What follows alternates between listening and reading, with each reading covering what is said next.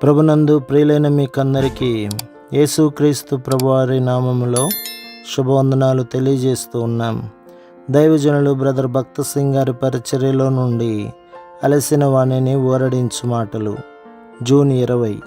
మోషే యెహోవాతో మాట్లాడుటకు ప్రత్యక్షపు గుడారంలోనికి వెళ్ళినప్పుడు కరుణాపీఠము మీద నుండి తనతో మాట్లాడిన యెహోవా స్వరమును అతడు వినెను.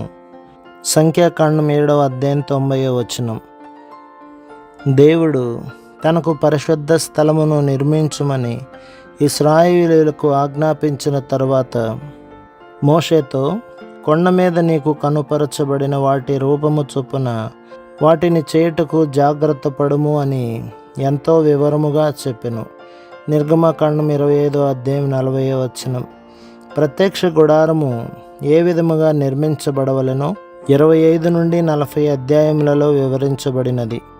దేవుడు మోషేకు ఆజ్ఞాపించినట్లు పని అంతయు ఆయన చెప్పిన విధముగా పూర్తయిన తర్వాత యెహోవా తేజస్సుతో మందిరము నిండెను. నిర్గమకాండం 40వ అధ్యాయం 35వ వచనం. ఆ దినము నుండి ప్రభువు 2 కెరూబుల నడుము నుండి మాటలాడ మొదలుపెట్టెను. సంఖ్యాకాండం 7వ అధ్యాయం 90వ వచనం.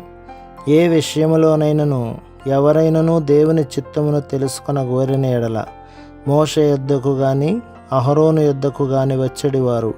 అప్పుడు మోషే గాని అహరోను గాని దేవుని యొద్దకు వెళ్ళి, ఓ దేవా, ఫలానా వారు తమ విషయమైన నీ చిత్తమును తెలుసుకొన గోరి మా యొద్దకు వచ్చిరి అని చెప్పేడివారు.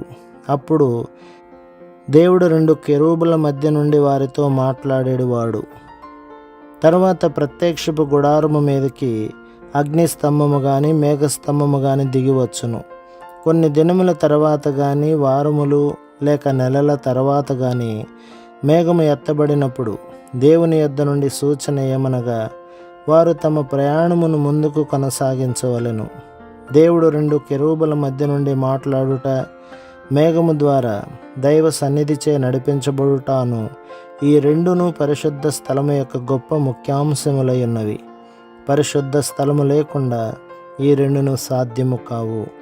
ఈ కారణమును బట్టియే దేవుడు ఇశ్రాయేలు ప్రజలను తనకు పరిశుద్ధ స్థలమును నిర్మించుమని చెప్పెను. హెబ్రీ పత్రిక 8వ అధ్యాయం 5లో ఇవన్నీ పరలోక సంబంధముగా వస్తువుల ఛాయారూపకమైనవి అని చెప్పబడినది. మోషే చేత నిర్మింపబడిన ప్రత్యక్ష గుడారము నిజమైన దేవుని గృహము యొక్క మాదిరియు ఉదాహరణయునై ఉన్నది. ఇశ్రాయేలు ప్రజల ఆత్మీయ జీవితమునకు ప్రత్యక్ష గుడారము ఎంత ముఖ్యమైనదో దేవుని ఇల్లు కూడా మనకు అంత ముఖ్యమైనదే. కానీ ఈ దినములలో దేవుని గృహమును మనం ఎక్కడ కనుగొనగలము? అయ్యో, దేవుని ఆరాధనా స్థలమునకు మనం వెళ్ళినప్పుడు ఆయన స్వరమును మనం వినుటలేదు, కానీ గర్వము, పేరాశ, మనుష్యుల ఎడల విరోధ భావము తరచుగా చూచుచున్నాము. అటువంటి స్థలమును ఏ విధముగా దేవుని ఇల్లు అని పిలవగలము? ఇటుకలు, రాళ్లతో కట్టిన కట్టడములలో దేవుడు నివాసము చేయడు. క్రీస్తు ప్రభు యొక్క ప్రశస్త రక్తము చేత విమోచింపబడి తిరిగి జన్మించిన వారే దేవుని గృహముగా కాగలరు. సహవిశ్వాసులముగా ఆరాధించుటకు పెద్ద భవనములో లేక చిన్న గుడిసెలో కూడినను భేదమేమీయూ నుండదు.